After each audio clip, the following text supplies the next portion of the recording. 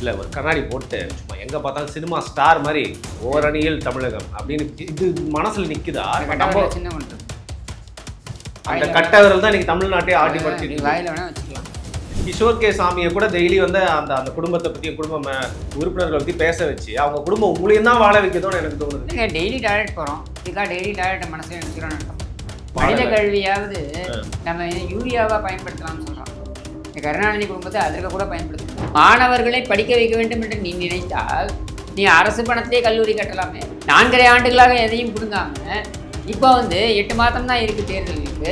இந்த 8 மாதத்தை கட்டி கிழிச்சிருவியா? சரியா? இந்த அறநிலையத்துறை சேகர்பாபு, இந்த பேட்டை ரவுடி சேகர்பாபு நம்பி ஒரு கல்லூரி கட்டப்போகிறாருன்னு நம்ம வந்து ஒத்துக்கணுமா?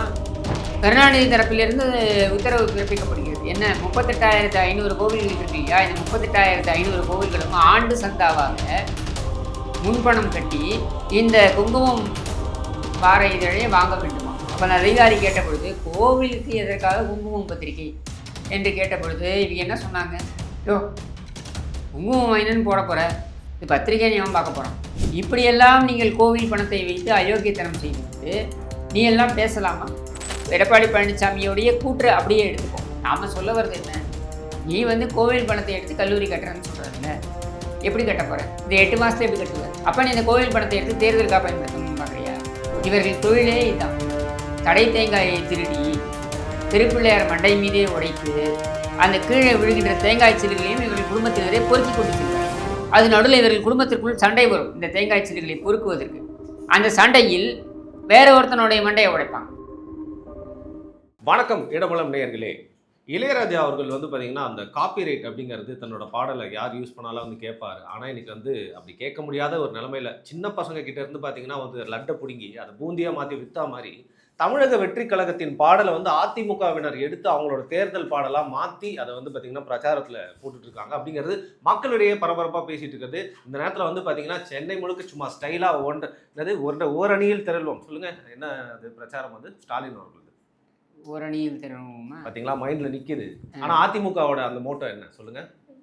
மக்களை காப்போம், தமிழகத்தை மீட்போம். இல்லை, தப்பாக சொல்கிறீங்க. தமிழகத்தை காப்போம், மக்களை மீட்போம். மக்களை காப்போம், தமிழகத்தை மீட்போம். ஏதோ ஒன்று காக்குறீங்க, ஏதோ ஒன்று மீட்கிறீங்க. ரெண்டுத்தையும் காப்போம், மீட்போம். நீங்களே குழம்பு தானே இருக்கு. நான் குழம்புலையே, நீங்கள் தான் குழம்புற மாதிரி நினைக்கிறீங்க. இல்லை, ஒரு கண்ணாடி போட்டு சும்மா எங்கே பார்த்தாலும் சினிமா ஸ்டார் மாதிரி ஓரணியில் தமிழகம் அப்படின்னு இது மனசில் நிற்குதா? நம்ம சின்ன பண்ணுறது அந்த கட்டவர்கள் தான் இன்னைக்கு தமிழ்நாட்டே ஆட்டி படிச்சுட்டு வாயில் வேணால் வச்சுக்கலாம், அவ்வளோதான். வேற என்ன பண்ணுறது? வேற ஒன்றும் பண்ண முடியாது. சின்ன ஒரு பயனும் கிடையாது.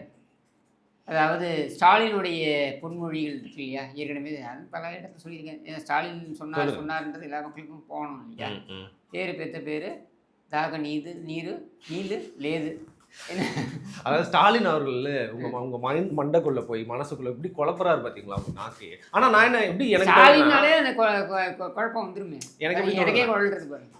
கிஷோர் கே சாமியை கூட டெய்லி வந்து அந்த அந்த குடும்பத்தை பற்றி குடும்ப உறுப்பினர்களை பற்றி பேச வச்சு அவங்க குடும்பம் உங்களையும் தான் வாழ வைக்கணும்னு எனக்கு தோணுது. இல்லைங்க, டெய்லி டாய்லெட் போகிறோம், இதுக்காக டெய்லி டாய்லெட்டை மனசில் நினச்சிக்கிறோன்னு அர்த்தமா? டெய்லி கக்கூஸ் போகிறோம், அது மாதிரி டெய்லி கருணாநிதி குடும்பத்தை திட்டுறோம், அவ்வளோதான். வர வர உங்களோட வன்மத்தில் ஒரு லாஜிக்கே இல்லாமல் போயிடுது. என்ன வன்மத்தில் லாஜிக்கே இல்லாமல் போகுது? நான் தான் உண்மையை சொல்கிறேனே, கருணாநிதி குடும்பம் என்பது மனித கழிவை விட கேவலமானது. அதில் ஒன்றும் எனக்கு ஒன்றும் சந்தேகமே கிடையாது. உங்களுக்கு ஏதாவது சந்தேகம் இருந்தால் அது என் பிரச்சனை. என்னோட சந்தேகம்லாம் தாவேகாவுடைய பாடல், அவங்களுடைய கட்சியின் மனித கல்வியாவது நம்ம யூரியாவாக பயன்படுத்தலாம்னு சொல்கிறோம். இந்த கருணாநிதி குடும்பத்தை அதற்கு கூட பயன்படுத்த முடியாது. சரி, வரலாம், நம்ம அவங்கள பற்றி பேசுவோம். இப்போ வந்து பார்த்தீங்கன்னா எனக்கு அதிகமாக எனக்கு இசை ஞானம் இல்லை, அதனால நான் சொல்லுவேன் டான் டான் டட டான் டான் டான் டான் டட அப்படிங்கிறது தான் பாட்டு வந்து பார்த்தீங்கன்னா தாவேகாவோட பாட்டு. அதை அப்படியே எடுத்து பார்த்தீங்கன்னா தேவா அவர்கள் 90களில் பண்ண மாதிரி அப்படியே எடுத்து காப்பி அடிச்சு அதிமுக போட்டு. என்ன கேட்குறேன்னா, டேன் டேன் டடா டேன் டேன் டேன் டடா ஏதோ ஒன்று என்ன விஷயம்ன்றது பாருங்க. எனக்கே வரல, அதோட சுத்தமாக வரல. எனக்கு வரவே வேண்டாம். சின்ன வயசுல படிக்கலையா? நான் என்ன மியூசிக் டைரக்டர் ஆகணும்னு ஆசைப்படுறேன். வாய்ப்பாட்டு கற்றுட்டு வந்திருப்பீங்க. வாய்ப்பாட்டு என்பதற்கும் பாடல் இசையமைப்பதற்கும் வித்தியாசம் தெரியாதா உங்களுக்கு? தெரியாது. ஏங்க ஸ்டாலின் மாதிரியே பேசுறீங்க. இப்போ நான் உங்கள்கிட்ட என்ன கேட்குறேன்னா, இந்த பயணத்தில் எடப்பாடி பழனிசாமி அவர்கள் எழுப்பியிருக்கின்ற கேள்விகள், சொல்லியிருக்கின்ற கருத்துக்கள், இதன் மீது நியாயமான விமர்சனங்கள் நீங்கள் வைங்க. அந்த நியாயமான விமர்சனங்கள் உண்மையிலேயே எடப்பாடி பழனிசாமி அவர்கள் சொன்னது தவறு என்றால் அது தவறு அப்படின்றதை ஏற்றுக்கொள்வதற்கோ அல்லது அதுக்கு இது திருத்திக் கொள்ள வேண்டும் அப்படின்னு சொல்றதுக்கோ எனக்கு எந்த தயக்கமும் கிடையாது. மாற்று உங்கள் வார்த்தையில எனக்கு எந்த மாற்றம் தயக்கமும் இல்ல. கிடையாது. சரி, அப்ப அதை பத்தியே பேசுவோம். சரியா? அதனால அவர் கருத்தை பத்தி பேசுங்க. ஒரு சாஃப்ட் ஹிந்துத்துவா ஸ்டாண்டை வந்து பிஜேபி கூட சேர்ந்தோட வந்து எடுக்க ஆரம்பிச்சிட்டாரு எடப்பாடி பழனிசாமி அப்படிங்கிறது நேத்தி அவரோட பிரச்சாரத்திலே வந்து தெரியுது. இது தமிழக மக்களின் ஓட்டை நேரா திமுகவோட காலடிக்கே கொண்டு போய் போட்டு வெற்றியை வந்து தேடி தர என்ன சாஃப்ட் இந்துத்துவானா என்ன? What is Hindutva? இந்துத்துவான்னு ஒன்று நீங்கள் டிஃபைன் பண்ணுறீங்கன்னா அதில் என்ன hard soft? What is hard Hindutva? What is soft Hindutva? பிஜேபியா இருக்கிறதே வந்து இந்துத்துவா, பிஜேபிக்கு பக்கத்துல வந்து இன்னைக்கு அதிமுக நடிச்சிட்டு இருக்கிறது எடப்பாடியுடைய சாஃப்ட் இந்துத்துவா. அதாவது நீங்க ஹிந்து சாஃப்ட் இந்துத்துவான்னு சொல்றீங்க. அப்படி நான் சொல்லவே அப்புறம் இல்லை. வேற நான் பாஜகன்ற கட்சியின் பேர் தானே. சரி, இப்போ நான் சாஃப்ட் நீங்க இந்துத்துவான்னு சொன்னதால நான் கேட்குறேன். பிகாஸ் நீங்க Hindu, I would like to know what is Hindutva. Hindu அப்படிங்கிற ஒரு மதத்தின் நம்பிக்கையை வச்சு பிரிவினை அரசியலை ஏற்படுத்துறது தான் என்ன பொறுத்த வரைக்கும் பிரிவினை அரசியலை இப்போ எடப்பாடி பழனிசாமி ஏற்படுத்தினார். எங்க அறநிலைத்துறை சரியா, அதுல இருந்து ஒரு காசு வந்து எதுக்குங்க இப்போ என்ன கருணாநிதிக்கு சிலையா வச்சாங்க? ஒரு எஜுகேஷனுக்காக ஒரு காலேஜ் கட்டியிருக்காங்க. இன்னைக்கு நீங்க தேர்தலில் ஒரு பிரச்சாரத்தை எந்த காலேஜ் கட்டினாங்க கட்டுறதுக்காக முன்னெடுக்கிறப்போ வந்து பாத்தீங்கன்னா அதை ஒரு குறையா வந்து சொல்றது. 4 ஆண்டுகள் ஏன் அந்த முன்னெடுப்பு நடக்கல? ஏன் இன்னைக்கு நடக்குது? அவங்க கேட்கறது ரொம்ப சிம்பிள். எடப்பாடி பழனிசாமி அவர்கள் கிட்டத்தட்ட 11 மருத்துவக் கல்லூரிகள் அரசு பணத்தில் தானே கட்டினார். அவருடைய காலத்தில் தான் கட்டினார். 7 சட்டக்கல்லூரிகள், மொத்தமாக பார்த்தீங்கன்னாக்கா இதர கல்லூரிகள்லாம் சேர்த்திங்கன்னா 45 கல்லூரிகள். 45 கல்லூரிகளே அரசு பணத்திலேயே. இத்தனைக்கும் பார்த்தீங்கன்னாக்கா அவர் ஆட்சி காலத்தில் கோவிட் இருந்து முதலீடுகளே கிடையாது. ஒரு ஆண்டுக்கு எந்த தொழிலும் நடக்கலை, வருமானம் கிடையாது. தொழில் நடந்தால் தானே வருமானம் ஒரு மாநிலத்துக்கு. தொழிலும் நடக்கலை, வருமானமும் கிடையாது. அப்படி இருந்த பொழுது இத்தனை கல்லூரிகளை கொண்டு வந்து வித்திட்டார். நீ எத்தனை கல்லூரியை கொண்டு வந்த? அவர் கேட்கறது என்ன? நீ இந்த கோவில் பணத்தை ஏன் கையாடல் பண்ண போகிற அப்படின்றது தான் உன் குடும்பத்துடைய வரலாறு. அப்படி அதுக்கு பதில் சொல்லு. அதை விட்டுவிட்டு அறநிலையத்துறையில் நாங்கள் ஏன் எடுக்கிறோம்? முதல்ல அறநிலையத்துறையில் எடுப்பதற்கு உனக்கு சட்டமே இடம் கொடுக்கல. சரியா? சட்டப்படியும் எடுக்க முடியாது. அப்படியே எடுத்தாலும் திமுக யோகி நான் பண்ண போகிறான். இதற்கு நீ நேரடியாக பதில் சொல்லு. அதை விட்டுவிட்டு அவர் படிக்க வேண்டாம் என்று அவர் எங்கே படிக்க வேண்டாம்னு சொன்னார்? இன்றைக்கும் 7.5% உள்ஒதுக்கீடு கிராமப்புற மாணவர்களுக்கு கொடுத்ததுனால்தான் இன்றைக்கி மாணவர்கள் வந்து இன்றைக்கி பயன்பெற்று வருகிறார்கள் அப்படின்றது நம்ம எல்லாருக்குமே தெரியும். அதுக்கும் இங்கே ஸ்டிக்கர் ஒட்டிக்கிறாங்க. அதை கொண்டு வந்தது யார்? 7.5% உள்ஒதுக்கீடு கொடுத்தது யார்? எடப்பாடி பழனிசாமி. அப்போது மாணவர்களை படிக்க வைக்க வேண்டும் என்று நீ நினைத்தால் நீ அரசு பணத்திலே கல்லூரி கட்டலாமே. 4.5 ஆண்டுகளாக எதையும் பிடுங்காமல் இப்போ வந்து 8 மாதம் தான் இருக்குது தேர்தலுக்கு. நீ இந்த 8 மாதத்தில் கட்டி கிழிச்சிருவியா? ஏன் கதை விடுற? கோவில்களை வைத்து பணம் சூறையாடுவது அப்படின்றது தான் முழு நேர வேலையாகவே இந்த பேட்டை ரவுடி சேகர் பாபு வச்சுட்டு இருக்கான்னு நான் சொல்கிறேன், குற்றச்சாட்டாகவே வைக்கிறேன். சரியா? இந்த அறநிலையத்துறை சேகர் பாபு, இந்த பேட்டை ரவுடி சேகர் பாபு நம்பி ஒரு கல்லூரி கட்டப்போகிறார்கள் நம்ம வந்து ஒத்துக்கணுமா? இல்லை, அறநிலைத்துறை வந்து சிறப்பாக செயல்படுது அப்படிங்கிறதே வந்து பார்த்தீங்கன்னா சேகர் பாபு அவர்களுடைய அந்த அப்பியரன்ஸ் மூலமாக தான் தினம் செய்திகளில் வந்துகிட்டே இருக்காரு. செய்திகளில் எல்லாரும் தான் வருவாங்க. மீடியா ஃபுல்லாக நீ வாங்கி வச்சுட்டேன்னா செய்தியில் தினமாக தான் நீ வருவ. நீ என்ன செயல்பட்டன்றதான் நம்மளுடைய கேள்வி. அறநிலையத்தில் செயல்படுறதுக்கு என்னங்க இருக்குது? 38,500 கோவில்களோ என்னமோ, சொச்சம் கோவில்களோ என்னமோ இருக்குது. சரியா? 6 கோடி ஏக்கரோ என்னமோ நிலம் அப்படின்னு எடுத்துக்கலாம். நீங்கள் இதை இப்படி நீங்கள் பேசிகிட்டே போகலாம். இப்படி எல்லாமே இருக்குது. 6 கோடி சதுரடி, 6 கோடி ஏக்கரில் 6 கோடி சதுரடியோ என்னமோ இடம் இதெல்லாமே இருக்குன்னு இது எல்லாமே நீங்கள் பேசிட்டு போகலாம். நம்ம கேள்வி ரொம்ப சிம்பிள். இதில் நீ செய்கிறதுக்கு என்ன இருக்குது? இல்லை நீ என்ன செஞ்சுட்ட?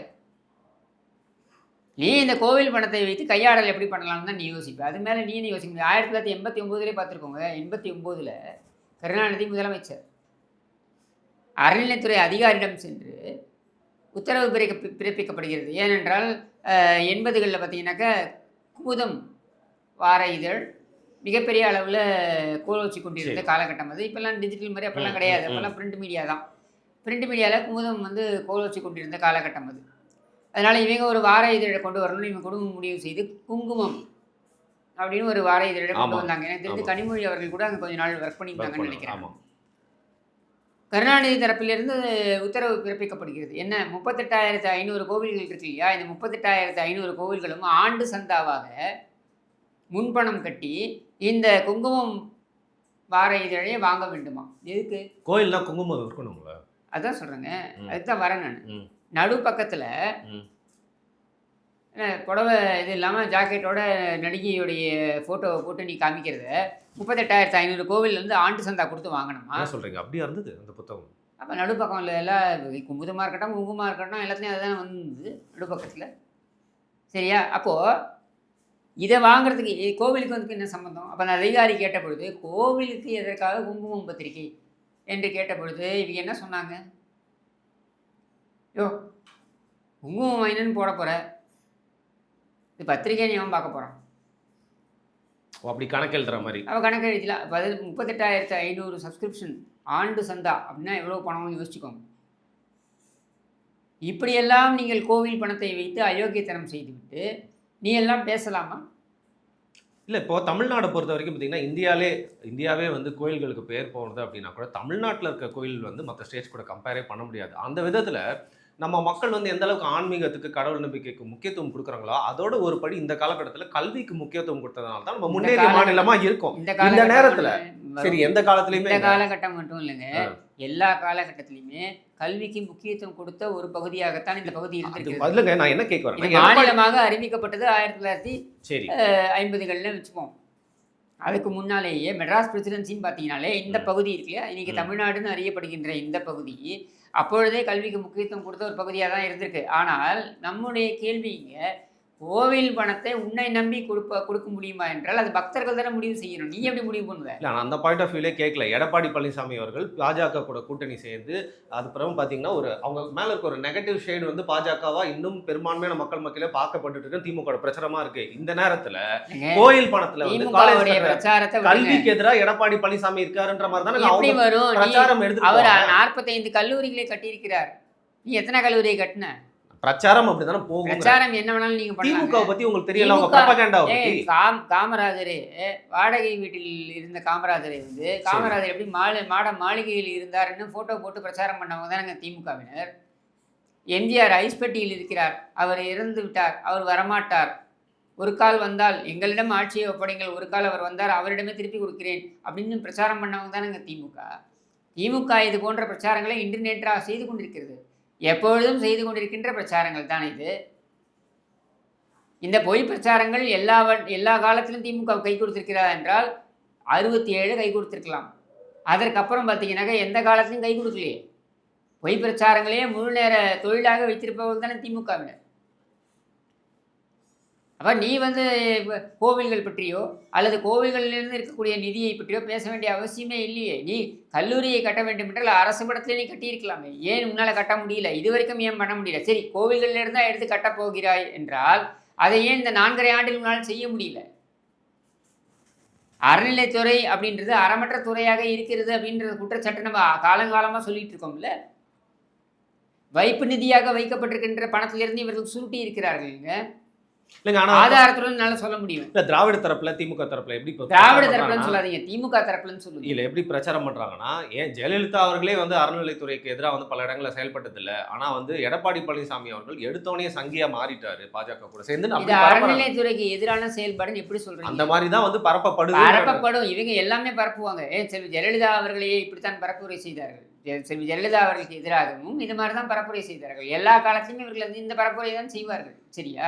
நாம் வந்து இங்கே எடப்பாடி பழனிசாமியோடைய கூற்று அப்படியே எடுத்துப்போம். நாம் சொல்ல வர்றது என்ன, நீ வந்து கோவில் பணத்தை எடுத்து கல்லூரி கட்டுறேன்னு சொல்கிறல்ல, எப்படி கட்ட போகிற?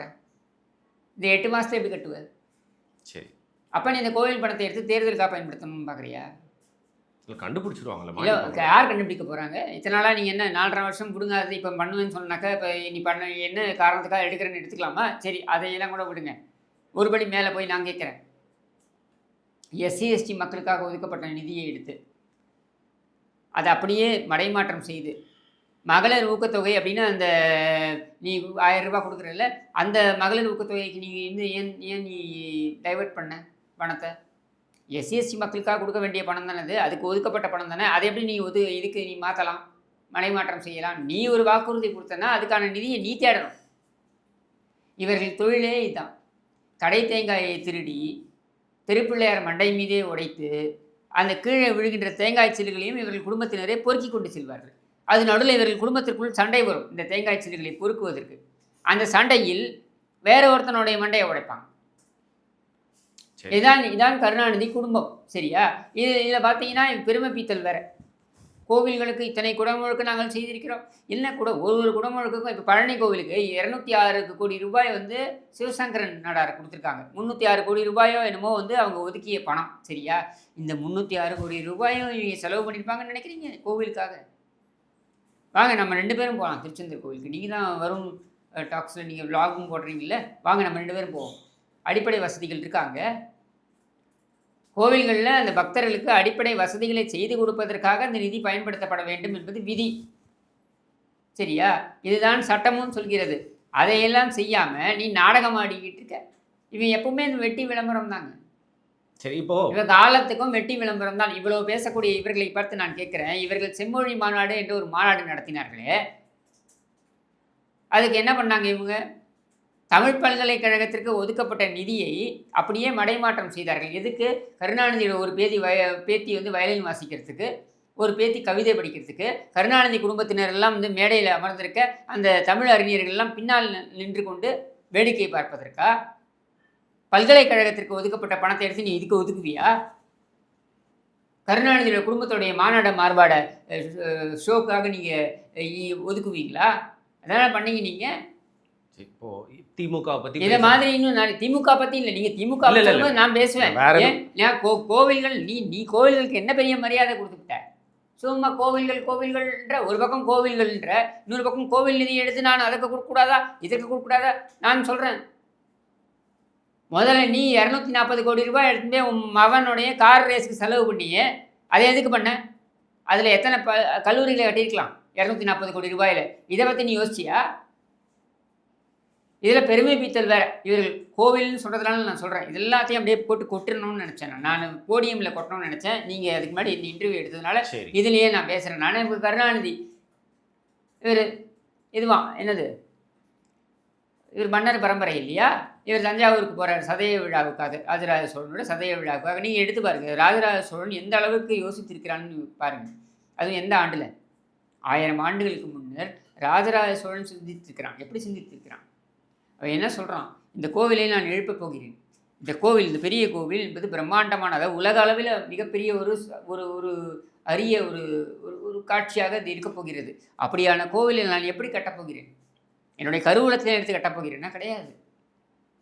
ஒவ்வொரு மக்களும் அவர்கள் பொருளை கொடுங்கள், உங்களால் முடிந்ததை கொடுங்கள், யாரையும் கட்டாயப்படுத்தலை. ஒவ்வொரு மக்களும் உங்களால் முடிந்ததை கொடுங்கள்.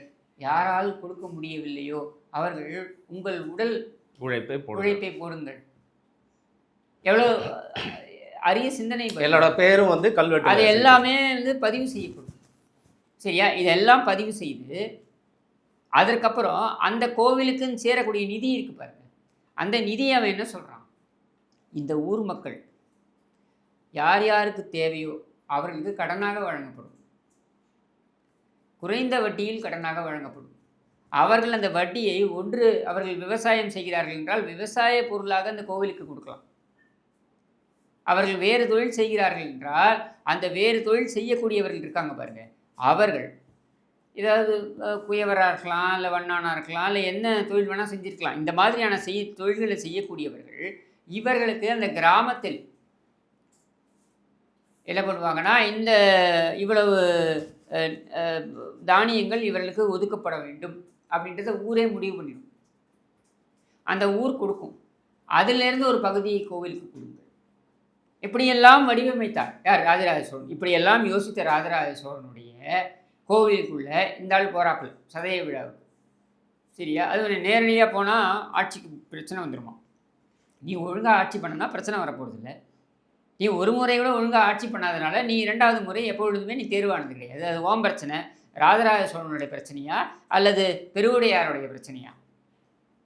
அங்கே சூரை உடைத்து கொண்டு எப்படி ASI protected monument, archaeological society of India, அதோடைய தொல்லியல் துறையுடைய ப்ரொடெக்டட், அவங்களுடைய பாதுகாப்பில் இருக்கக்கூடிய ஒரு இடத்தை நீ சுவரை இடித்து கொண்டு நீதான் தமிழகத்தின் மிகப்பெரிய குட்டிச்சுவர்.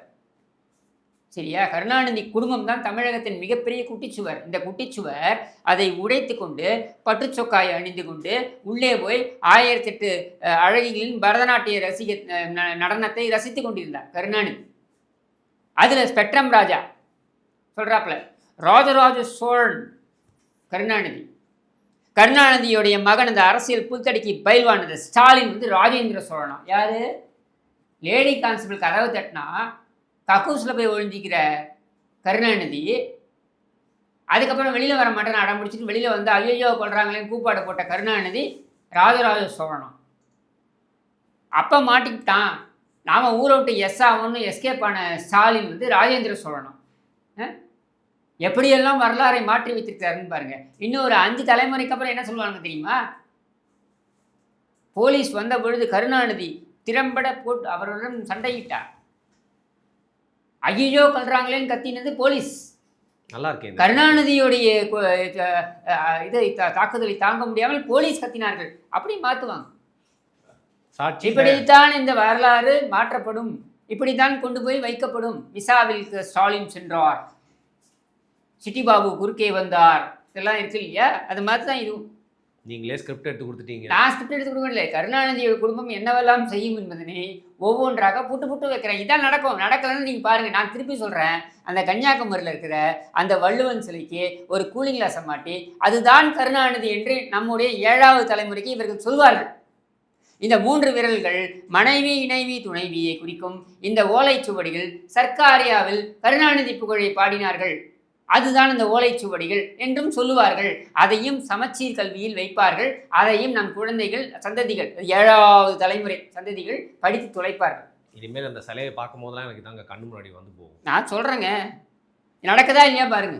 சரி, கடைசியாக ஒரு கேள்வி. இப்போ எடப்பாடி பழனிசாமி அவர்கள் கோவையிலேருந்து ஆரம்பிச்சிருக்காரு. அங்கே வந்து பார்த்தீங்கன்னா அதை ஆர்கனைஸ் பண்ண விதம், கூடின மக்கள், அவருடைய அந்த பேச்சு எல்லாத்துக்குமே வந்து ஆரவாரமாக எல்லாமே போச்சு. ஆனால் அது வேற மாதிரி எப்படி சொல்கிறாங்கன்னா, இன்னும் அதிமுகவில் மற்ற இடங்கள்லாம் வந்து ப்ரிப்பேர்டாக இல்லை.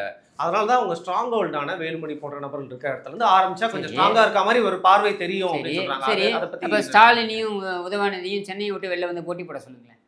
கருணாநிதி எப்படி குளித்தலை, திருவாரூர் இங்கெல்லாம் போட்டிக்கிட்டார் இல்லையா? அது மாதிரி ஸ்டாலினை குளத்தூர் விட்டு வெளில வாங்க சொல்லுங்கள், சென்னையை விட்டு வெளில வாங்கடான்னு சொல்லுங்கள். 2 பேரையும் போட்டி போட சொல்லுங்களேன் பார்க்கலாம். இருக்கிறதுலையே சின்னதுக்கு சின்னது அப்படின்ற மாதிரி இருக்கிறதுலையே தமிழ்நாட்டில் சின்ன தொகுதியான சேப்பாக்கத்தில் நீ போட்டி போடுவியா? வெளில வா. நான் கேட்ட கேள்வி, அரக்கு இருக்க மாதிரி சிரிக்கிறியே ஒன்று இடத்துலையும் பார்க்கும்போது பார்த்துக்கலாம். சிரிப்பை பார்க்கும்போது சப்புன்னு ஒன்று வைக்கணும் போல தோணும். அந்த அரக்கு இருக்கிற மாதிரி சிரிக்கிறியே, அந்த அரக்கு இருக்க மாதிரி சிரிச்சுக்கிட்டு போயேன். தமிழ்நாடு மக்கள் உனக்கு பெருவாரியாக ஓட்டு போடுறாங்க பார்ப்போம். ஏன் உங்கள் தாத்தாவோடைய திருவாரூரில் திருட்டுறையில் ஏறி வந்தார்ல, அங்கிருந்து அதே திருட்டுறையில் டிக்கெட் கொடுத்தாது வாங்கி போய் அங்கே போய் நில்ல. யார் வேண்டான்னு? ரொம்ப வயலண்ட்டாக மாறிட்டு வரீங்க. இல்லை, நான் சொல்கிறேன் என்ன வயலண்ட்டாக மாறிட்டு வருது. நான் கேட்குறேன், போய் நில்லேன் பார்க்கலாம். தைரியம் இருந்தா நில்லு திருவாரூரில். சரிதான் உங்கள் பதில் நான் கேட்ட கேள்விக்கு. தமிழ்நாடே தயாராக இல்லைன்னா என்ன அர்த்தம்? அவங்க ஸ்ட்ராங் ஹோல்டில் தான் வராங்க. எல்லாருமே அவங்கவுங்க ஸ்ட்ராங் ஹோல்டில் வரதாங்க செய்வாங்க. நீ சென்னையை விட்டு வெளில வாங்கி அப்பனும் பிள்ளையும் முடியுமா? சரி, இதற்கு மேலே வந்து உங்களை நான் சூடேற்ற விரும்பலை. உங்களுடைய பதில்களை வந்து அனலாக வந்து கக்கியிருக்கீங்க. மிக்க நன்றி.